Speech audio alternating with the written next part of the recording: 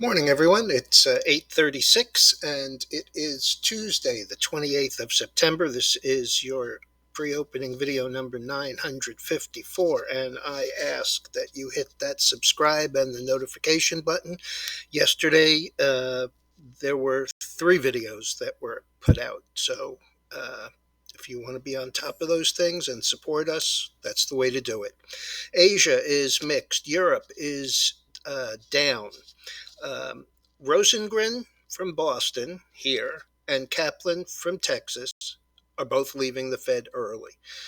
Both were named in the trading issues with buying things and owning things that the Fed was in fact voting to make purchases in. Kaplan is leaving October 8th. Rosengren is leaving Thursday or Friday for medical reasons. So a lot of crap. They seemingly got caught, and the appearance of impropriety is something that they really can't afford right now. Okay, Powell going before Congress today in his prepared statement says inflation's lasting longer. What a surprise. These people have absolutely the worst uh, record of prognostication and projections. And there's no way that inflation is transitory when you're talking about increases in wages. You can't take those back.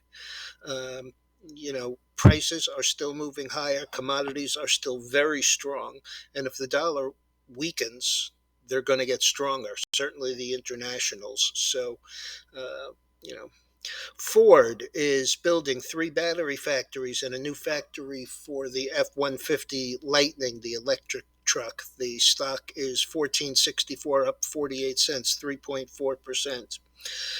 Accelera, which I mentioned yesterday as a takeover target, now turns out Merck is the buyer. Netflix came out and said no theater chains to be bought. So there was a lot of speculation in things like Cinemark and AMC, etc. They're not going to do it. In earnings news this morning, we had Market, MARKIT info, which the symbol for is INFO, beating top and bottom line, but issuing kind of squishy guidance. The stock is unchanged. And FDS, which is FactSet, also beat top and bottom, also unchanged. Not very much going on there.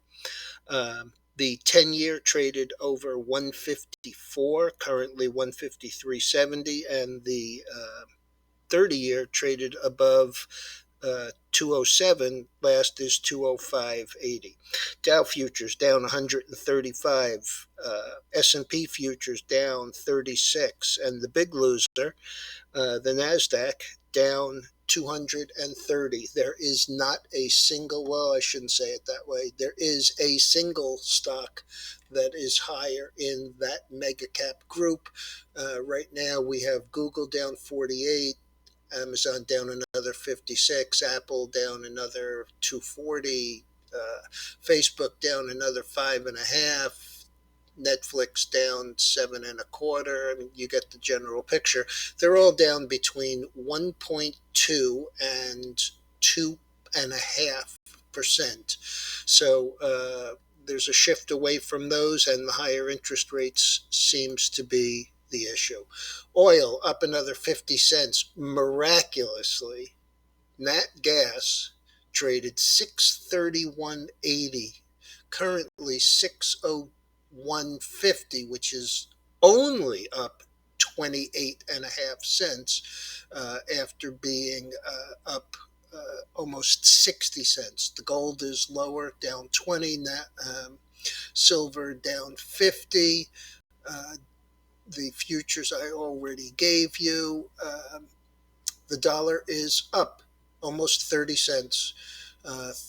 93.67, and that is going to butt up against that 94 top that we've had repeatedly.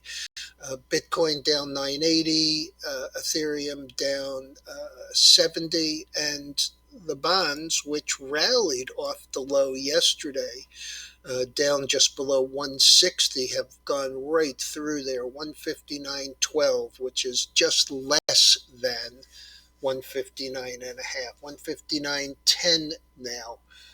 Pretty close to the low of the day, which was 159.07. Looks like we've broken all of the moving averages and probably headed towards about 158 and a half. And frankly, I think that'll probably be a buy for a bounce, and maybe before that.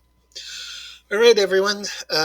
Don't forget, by the way, there was an error in this week's letter, actually two errors in this week's letter. One was an accounting error on Largo, LGO. It was a split, and I didn't have it in my ledger as a split. So there was a gain there that is actually a loss. And the second thing is that Dennis Marlowe's gold only futures trading program is 15,000 minimum, not 25. So let me know if you have an interest in there. It's been very well received, and we're going to run out of space. All right, everyone, have a good day. Be careful out there, and just keep position sizes appropriate.